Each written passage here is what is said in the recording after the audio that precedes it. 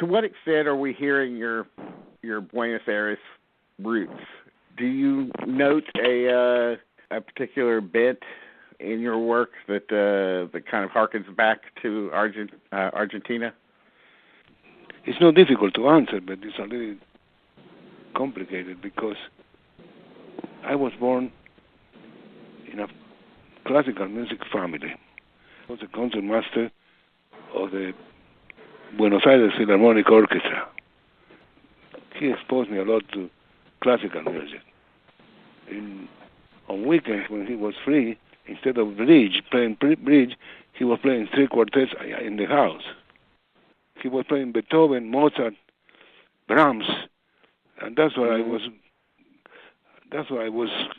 I didn't even know that there was another kind of music, except of course when I started to go to the street and I hear in radios tangos and popular music and some popular American music too, the big bands, the swing era. But then when I became a teenager, maybe my form of not protest, but of creating my own personality in music, I found jazz, modern jazz, what it was at that time, modern jazz, the music of what they call it bebop. It was Dizzy Gillespie, Charlie Parker, Thelonious Monk, and that really attracted me. And it opened my ears and my mind to a different kind of music that I didn't know before, and I became blinded by it, and I embraced it like a new formal expression.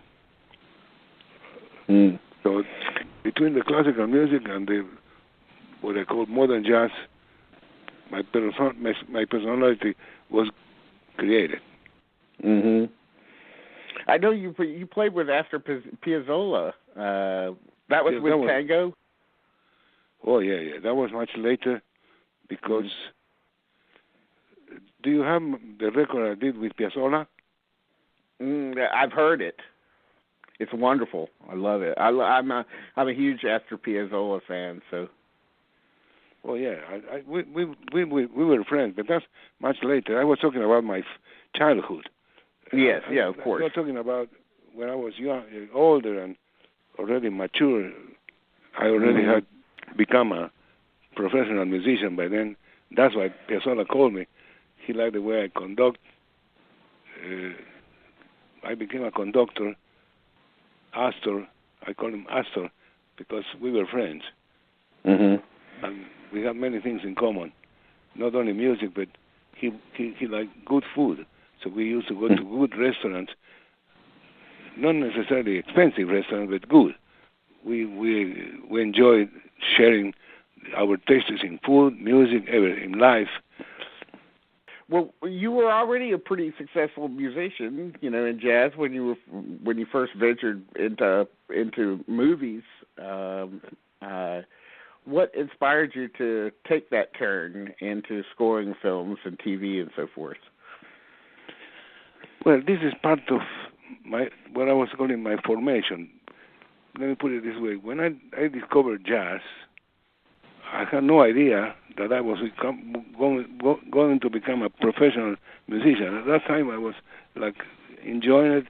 I started to find friends in high school and college that were also playing jazz, and we used to make what we call jam sessions, but they were not for the public. We didn't charge any money. It was not for money. It was for the love for the music. We had many friends, drummers, trumpet players, saxophone, everything. And I started to play with them. And we started to make extracurricular activities because when we were on weekends free from colleges or high schools, we used to, in our own homes, we used to get together and play. And that was a very nice experience. At that time, I had no idea. Oh, another thing I want to tell you, this is part of that same era. I used to like Havana, I still do. I like to go to movies. And I saw a lot of movies, and And I started to pay attention to the background music of the movies. I realized that, for instance, I was watching a horror movie. I realized without the music, it wouldn't be horror, because the music, some of the chords or some of the textures and some of the moments in the movie, in the horror movie, made it very, very more horrible and more horrible than it really was. Mm-hmm. And I started to pay attention to that, and that's why I never studied film composing, music composing for films. I never studied that, but I did it on my own.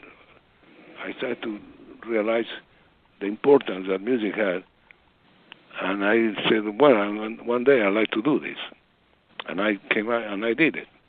So both jazz, movies, and Piazzolla, everything came together. Classical, yes. Classical was very important for movies too, because you have to use sometimes symphony orchestras to score a movie. Mm-hmm. There's a lot of scores, from the classic era of movies that actually, for lack of a better word, they sort of sample classical music. They'll use sort of variations on themes of by Liszt or Beethoven or Tchaikovsky and so forth. So classical music's a big influence. Yeah, but I try to avoid that. I try to avoid the real classic. I'm saying classical in terms of the orchestration. Mm-hmm. But I avoided going back to. As a matter of fact, the heads of the studios by the time I came, they liked the fact that I was not really doing the music, the older generation of composers for movies done, because they were influenced by Tchaikovsky, by Brahms, by Wagner, by Beethoven, and I started to put a little of a new color, but like for instance, adding a little bit of jazz rhythms, mm-hmm. Or jazz harmonies. Or sometimes with many of your scores, what I notice is that there's, that brings me to this. With many of your scores, I notice, there's a distinct lack of strings and a distinct emphasis on brass, woodwinds, percussion. So I guess this is a choice you made instinctually just because this was the music that really attracted you. Oh yeah, that's true. But one more thing, besides the percussion and all the things, I put voices. Like for instance, that was another thing I was going to ask you, was your use of voices in things like, Dirty Harry or PHX 1138 or even Amityville Horror. Where did that choice come from? I mean, you and Ennio Morricone are pretty much the only two composers that I can think of that really use voices up front in so many scores. Well, the reason for that is, I studied in Paris, and I had a scholarship to go to the Paris Conservatory of Music. And when I studied in Paris, I had a great professors of orchestration, and with them, I realized that voices they teach you that voices are instruments too. As a matter of fact, the instruments that have been used since immemorial times, mm-hmm. have been trying to imitate the voice, because the voice is the maximum, is the most incredible instrument. So I studied how to write for voices. I know that now I'm writing music for choirs.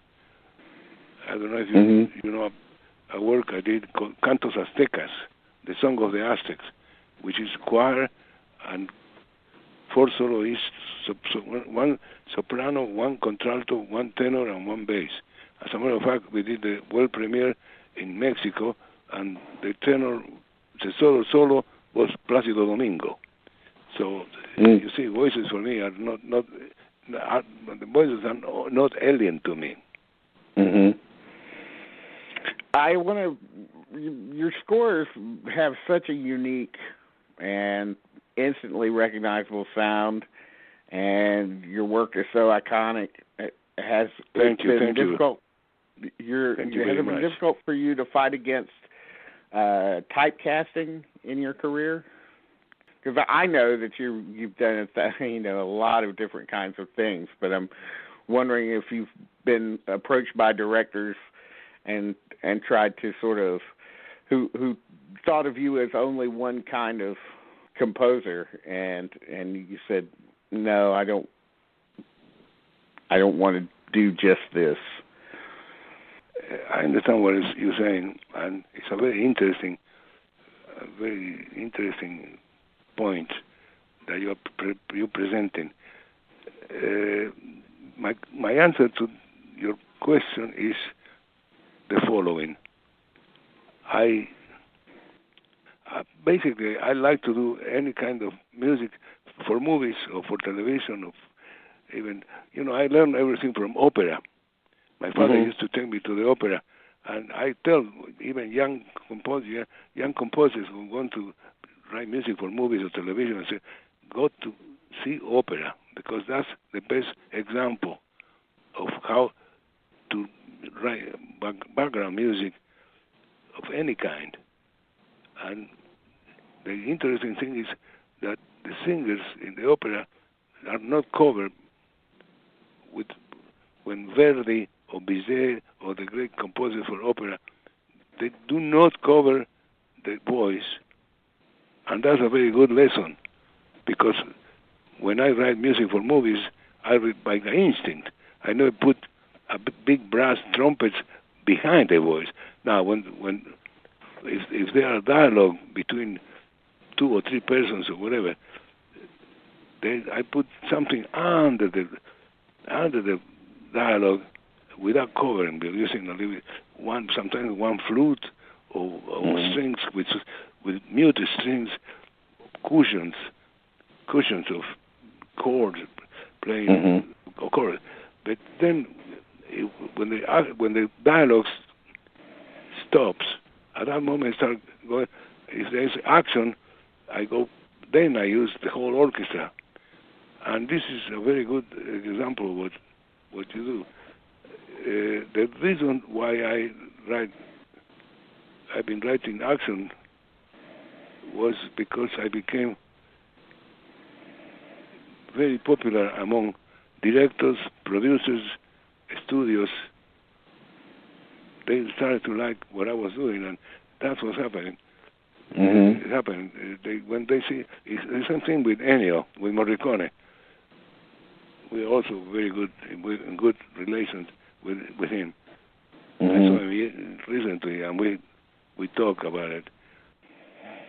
It's nice it was nice to see him win his Oscar this year, his first competitive Oscar, and that was a real thrill. The movie that I think you should have won your Oscar for is the movie that I want to first start off talking about, and that's Cool Hand Luke. I think your score, that guitar score, just adds that great melancholy beauty to the movie. And I just want to know how you arrive at that choice, as opposed to a more harsh sound that might a lesser composer might have used to back that harsh prison environment. Well, this is also very, very, very acute. I have to congratulate you because you have a good perception of my activities and the history of what I've done. Cool Hand Luke was everybody, all the big composers in Hollywood at that time. I was new. I have done 2 or 3 movies that they were not too important because, like in any career, you have to prove step by step, and they give you first movies that are low budget, and So Kulkan Luke was everybody, all the agents knew that Kulkan Luke was going to be a very, very, very important project. They were talking about Academy Awards and things like that. Paul Newman was at that moment one of the biggest actors in Hollywood. Mm-hmm. And they knew that the script was very different, and the story of a prison going in the South, it was a fantastic. Everybody wanted. So the producer and the director, they were interviewing composers.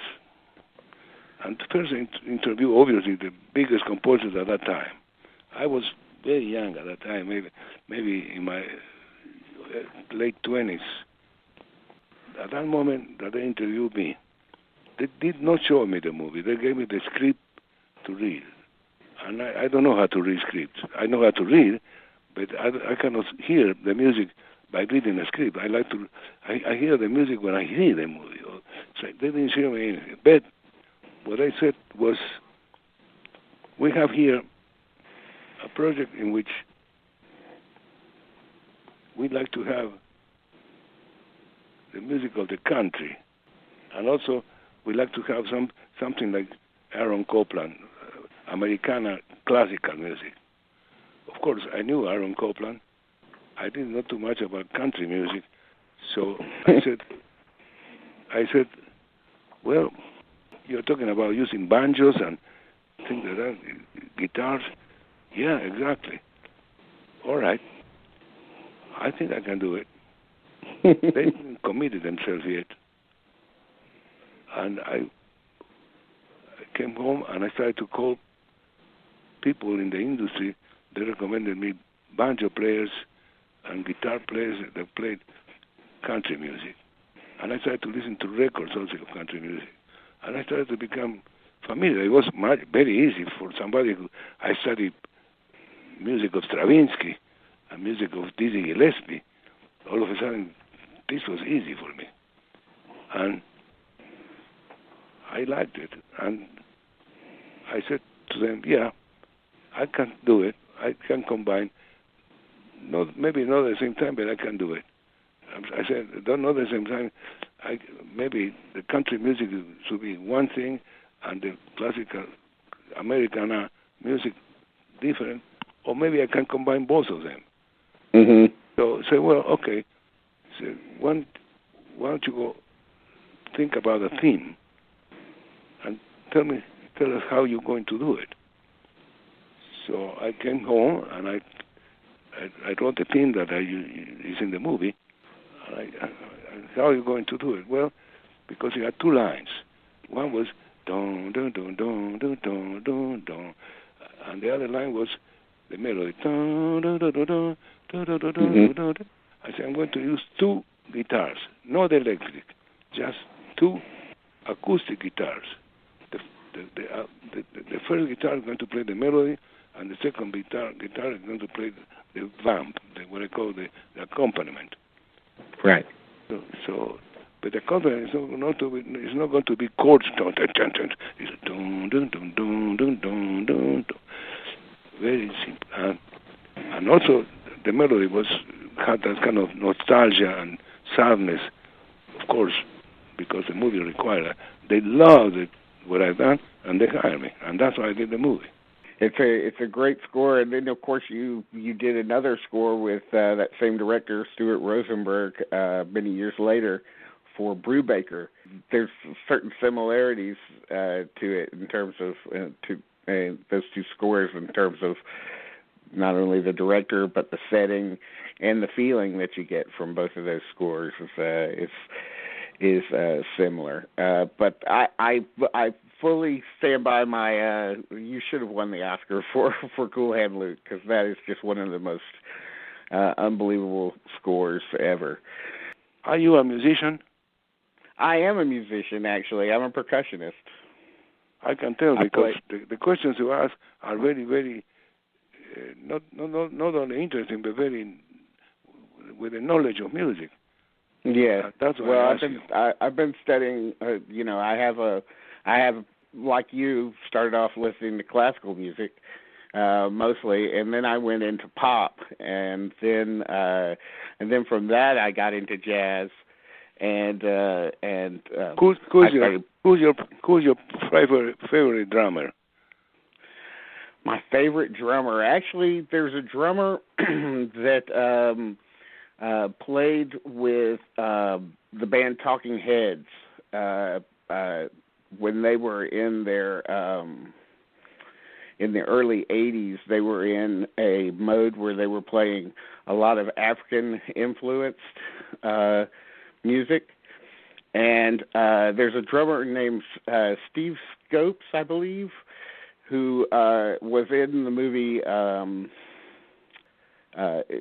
Stop Making Sense, and he played percussion in that. And hand percussion is what I like to play, and I really got my influence from him primarily because he made percussion look so fun to play. But I like Pablo Sanchez a lot, and as far as trap kit drummers, I love Keith Moon from The Who and Stuart Copeland from The Police. I think in the jazz history, which I read it earlier, some of the icons of jazz history in percussion. Who are your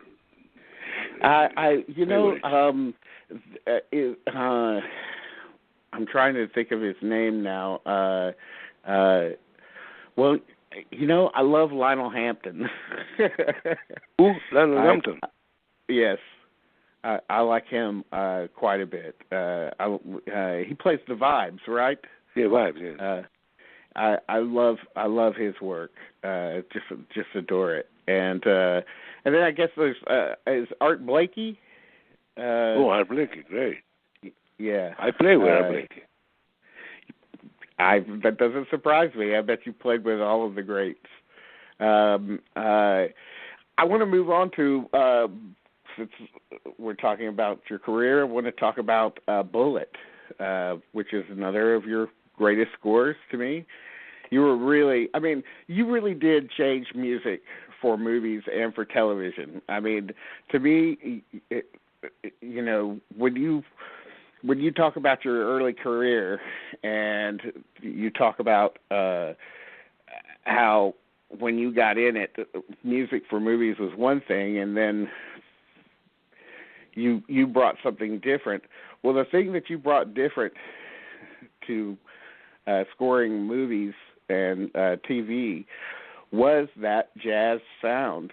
And to me, your arrival on the scene just changed the music. You are spoiling me. No, but you did. You changed. You are spoiling me. You changed music. I just did what I had to do, but yeah. Well, you did change music for movies and TV. I mean, you for the next decade and a half at least until the 80s, when 80s brought a new kind of music to movies that was more synthesizer oriented. But from the late 60s to about the early 80s, I'd say it was the whole realm of movie music really sounded, even if you weren't doing the score, other people started doing scores like yours because you had brought something totally unique to the art form. But with Bullet, of course, the most famous sequence in the movie is the car chase scene. And there's no music on that. But was there ever a score written for that car chase sequence? Peter Yates wanted music wall to wall. He wanted music during the chase. And I said, no, you don't need it. I said, I'm going to write suspense music, tension, building to the chase. And the moment the chase starts, when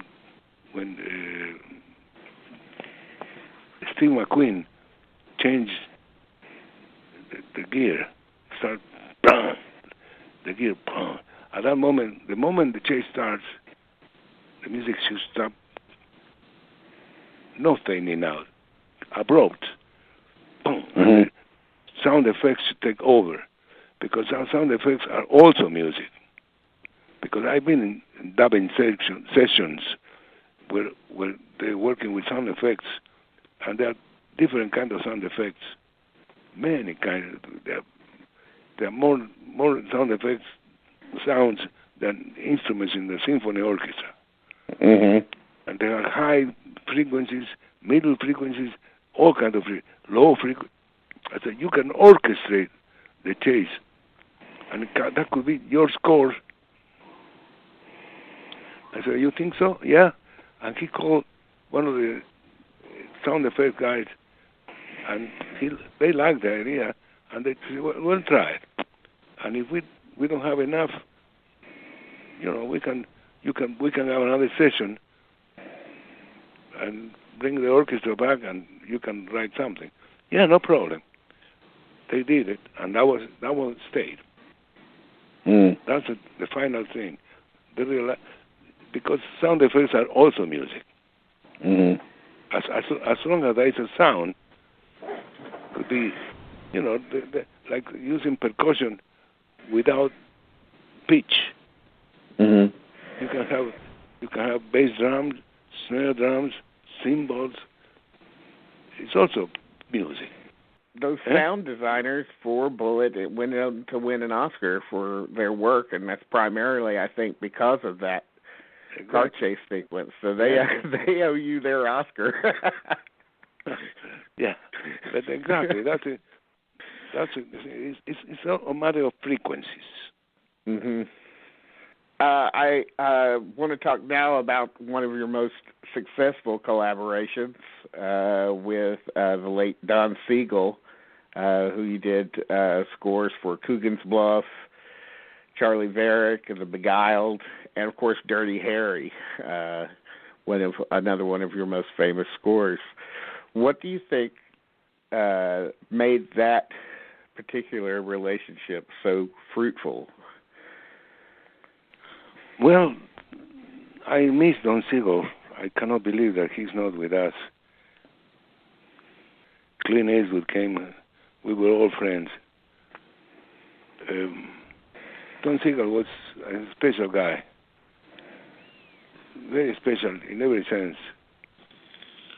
But he knew, one thing is, he knew what he wanted, and he knew how to express it. He was very clear about that. And the fact that I exactly did what he wanted, but with artistry.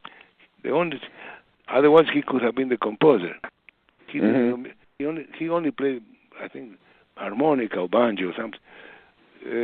But he was very clear about what he wanted, and I gave it to him, and he was very, very happy.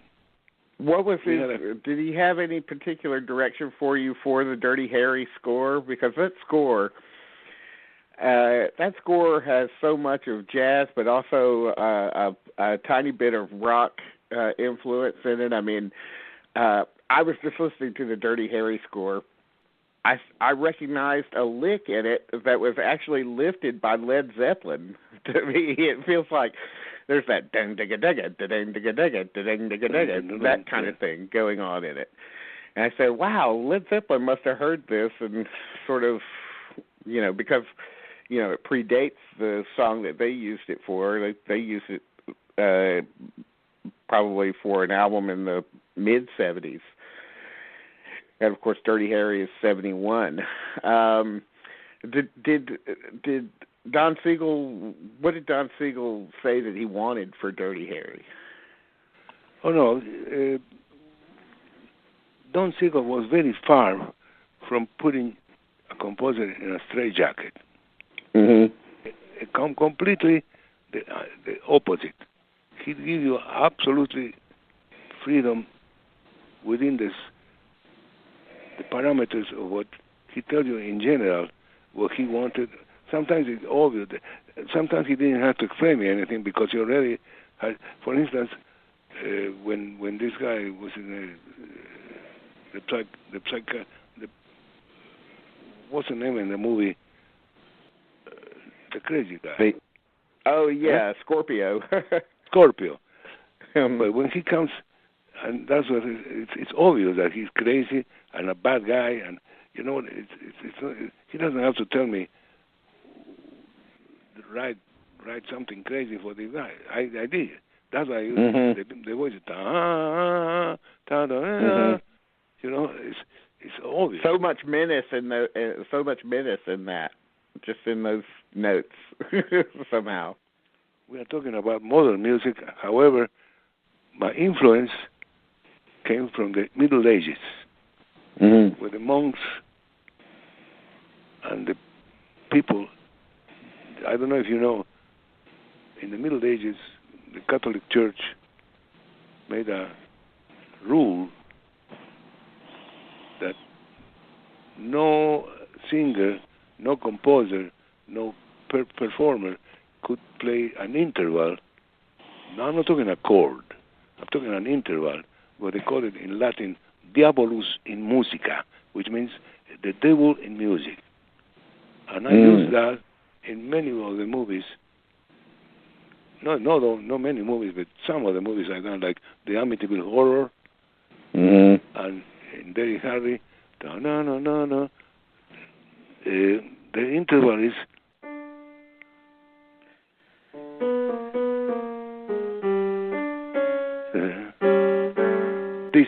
this was forbidden.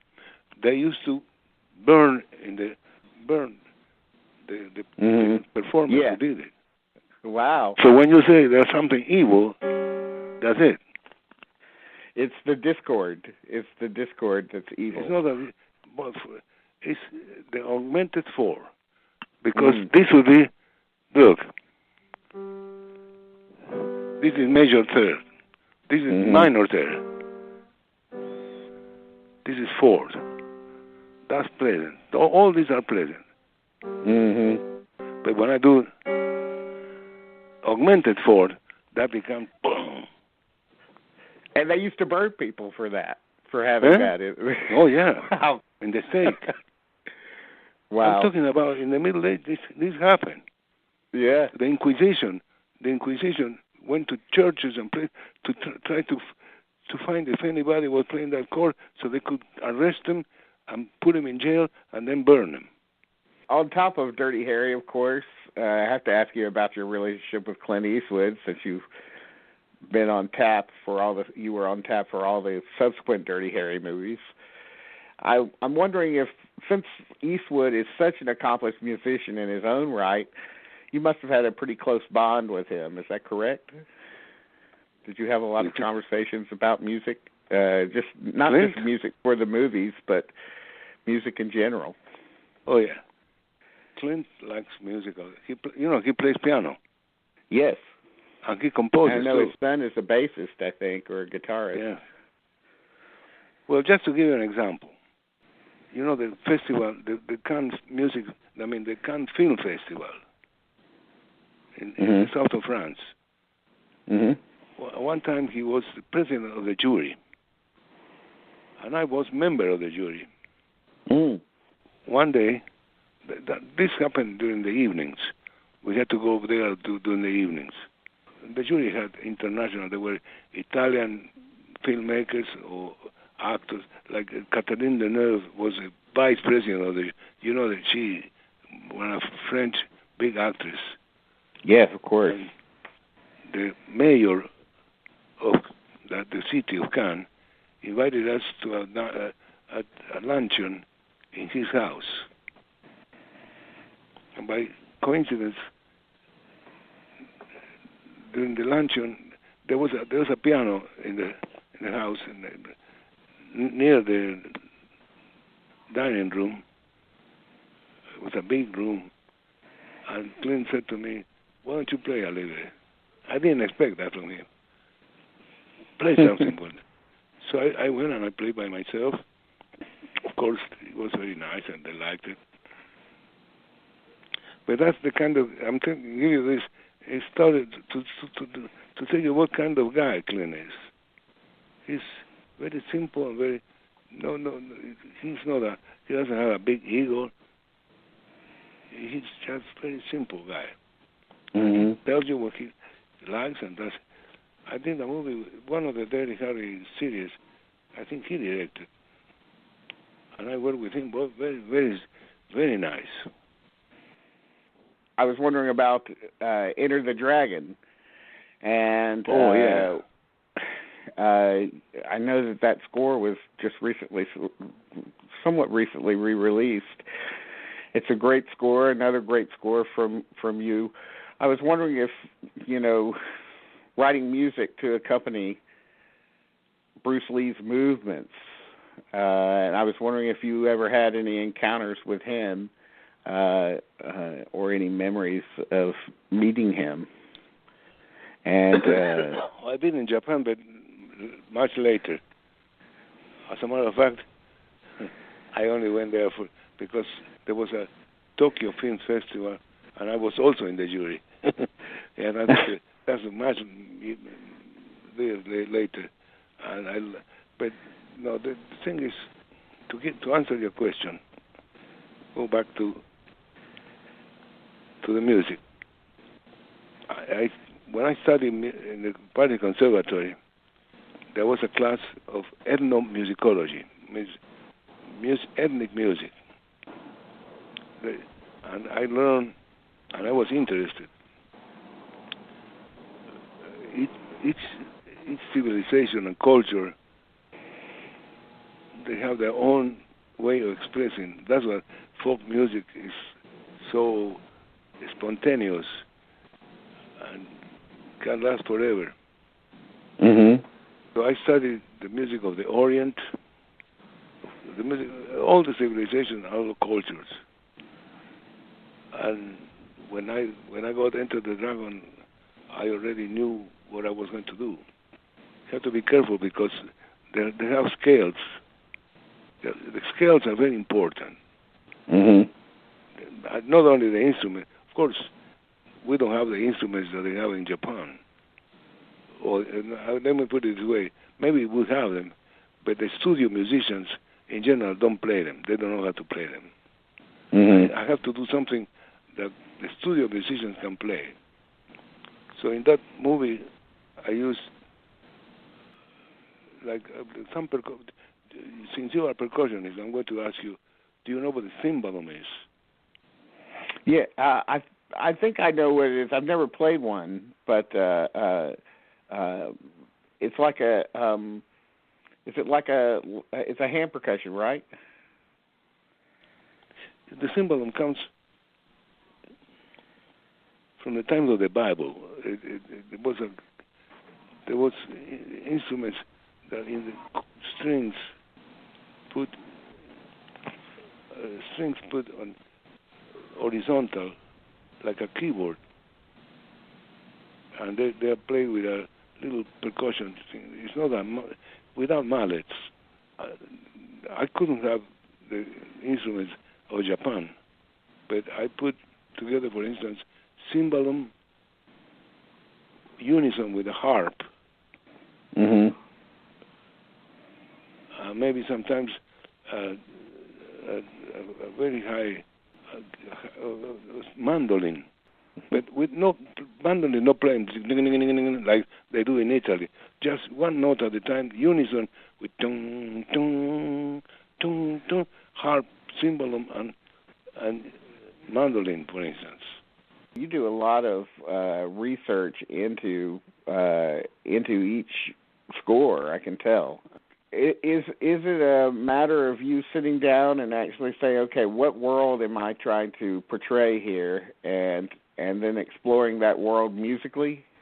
Because of my studies, I already know. Mm-hmm. It's a matter of scales, harmony, and then you make the melody. Once you have the scale, you make the melody. Right. So to answer your questions, I'm very lucky because the studies I made before I came to Hollywood gave me the You don't have to do much research. No, I didn't. You don't have to do much research. You already know. Yeah. I don't even say that I know everything, but I know some, and that helps me a lot. I have to move on to TV themes. This is totally fascinating to me. I mean, the themes to, of course, Mission Impossible is perhaps your most famous theme of all of your work. But then you things like Medical Center, which I think is an incredible theme, and the theme to Mannix and Starsky and Hutch. I'd like to know what goes into creating a successful TV theme. I mean, do you watch a number of episodes first in order to get the feel of the show, or how do you get something like Mission Impossible? I mean, certainly you didn't, and maybe you did, just sit down and get that immediately without watching many episodes of it. Well, I think I'm going to hire you as my publicist. Because you are putting... I'm a fan. Yeah? I'm a fan. You are. I appreciate that really very much. Yeah. Well, to answer your question, Mission Impossible, the producer, Bruce Geller, said to me, I want to write something that should be, no, he didn't say could be, should be very attractive, very different, very unusual, and with an impact.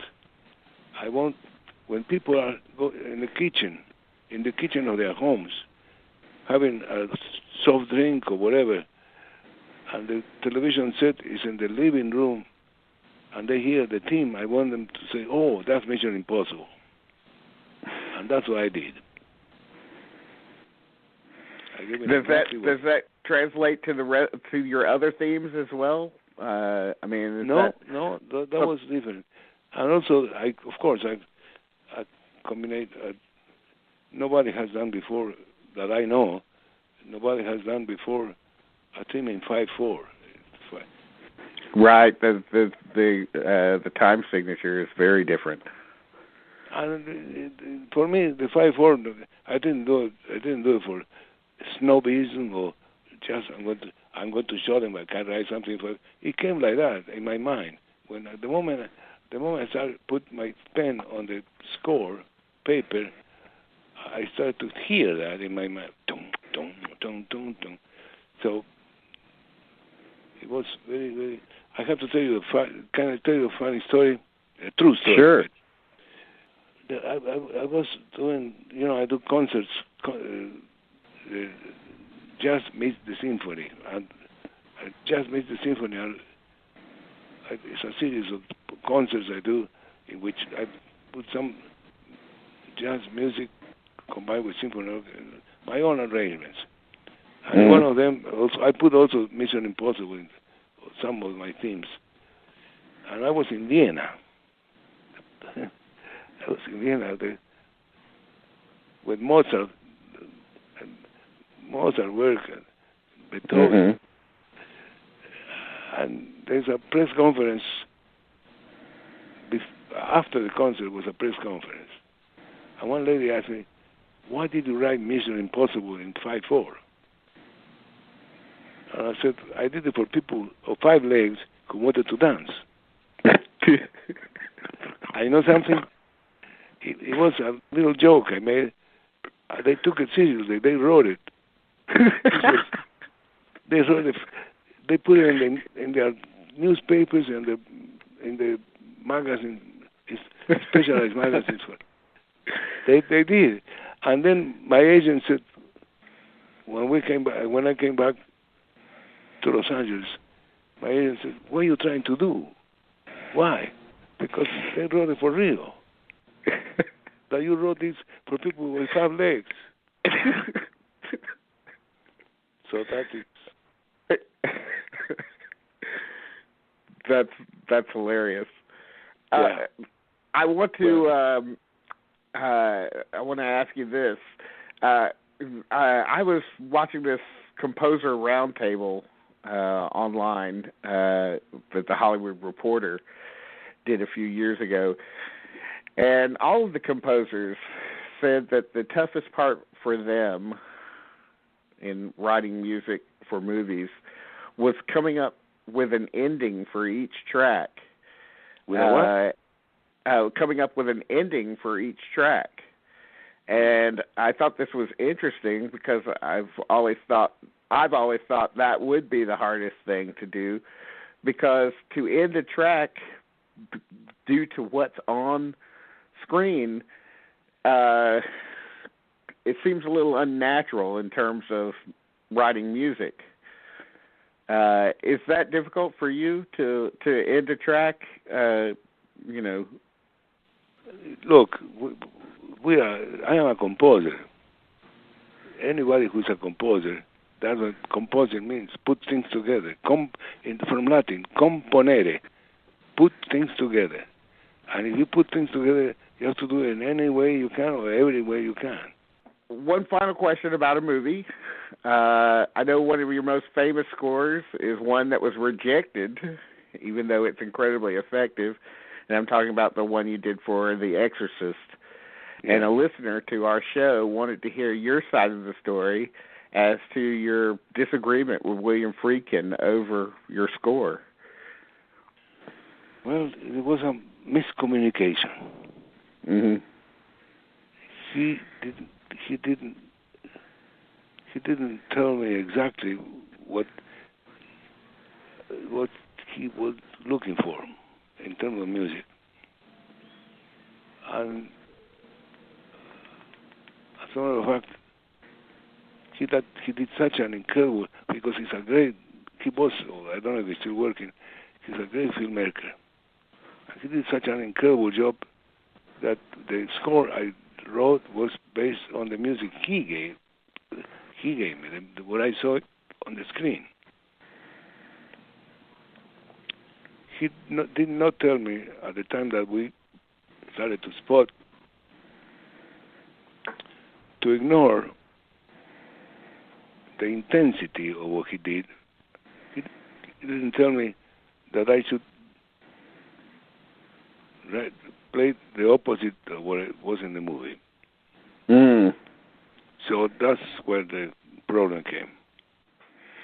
So basically, the score that you came up with was too much, and he wanted to go the opposite direction in terms of intensity. Exactly. But he didn't bother to tell you. So, okay, that's great. I'm not sure that this will make it into the show, but I also want to ask you about the movie that you did a few years ago. It's kind of in the early '80s, called The Competition, about a musical competition with Richard Dreyfuss and Amy Irving. Yeah. And I particularly wanted to ask you about it's a great score in that, and I think you even got an Oscar nomination for one of the song that's used in it. Yeah. But one of the things I loved about that movie was that it introduced me to the Prokofiev Second Piano Concerto. Oh, yeah. Was that your choice to? I was a music director of the movie, not only the composer, but I gave some idea. But I want to say that the director of the movie, John Loliansky, he already knew a lot. As a matter of fact, he wrote the screenplay, and he made some choices. And he liked jazz. As a matter of fact, I met him. The way we met was in a jazz place in New York. That's when we first met. And he loved the way I played jazz. And I was pleasantly surprised that he hired me to do this movie. But he already knew that I was into an expert on classical music. I suggested to have a coach for Amy Irving and Richard Dreyfuss, because obviously they are actors, but they don't play the piano. So I had to have a coach for them. That was very smart because they're very convincing in that movie. It really looks like they're playing those notes and everything. So that was very much needed. The score I wrote was very simple. If you pay attention, I had a piano doing a kind of very simple one line, with the creating a little bit of tension, but not a big tension. It was like a bridges of music between different scenes, but it worked very well. The last two questions are possibly very difficult to answer, but I would like to ask, what do you think music has brought to you in your life, and what do you think you've brought to it? Oh, that's a good question. Well, first, I don't know how to answer the first part, because it brought me happiness, it brought me fulfillment, brought me everything I love. It brought me the fact that I met my wife. I have a good family. It gave me also the possibility of appreciating life, appreciating what was going on. That's one thing. And now, what I brought to music, I don't know. That is something that you know better than I did. I think you changed music. I think you had an immense impact on not only the music in the movies, but I think you've had an immense impact on popular music. Some of your work has been sampled by people like Portishead. I just think that you've changed music. Are you in Los Angeles? No, I'm actually in Atlanta, Georgia. Oh, I've been there. I like it. It's a good city. I've been there. No, the reason I asked you is that there's going to be the world premiere of my second guitar concerto for guitar and orchestra, and classical guitar and orchestra. It's going to be at the Hollywood Bowl, the 2nd of August the 2nd, with the Los Angeles Philharmonic. And a guitar. You know, Angel Romero is a Spanish classical guitar player, fantastic. I don't know if you ever heard of him. I haven't. I was thinking about. I'd like to see you personally, and if you were in Los Angeles, you could come to the Hollywood Bowl that day. You know, it's funny because we've talked about the three of us visiting Los Angeles maybe somewhere around that time. So it's actually kind of a possibility. It'll depend on what Jamie. Oh, let me know. Let me know, because we can make an arrangement to see each other after the concert. That would be fantastic. I'd like to meet you personally. And I thank you for that offer. But I want to thank you again so much for your work, how much you've done for movies, how much you've done for music. Really, I am a true fan, and I'm so glad that we had a chance to speak. No, I really appreciate this, and I thank you for the interview, and I thank you for. I'm also very impressed with your knowledge, how much the information you get. You know so much about my life that even my own family doesn't know so much.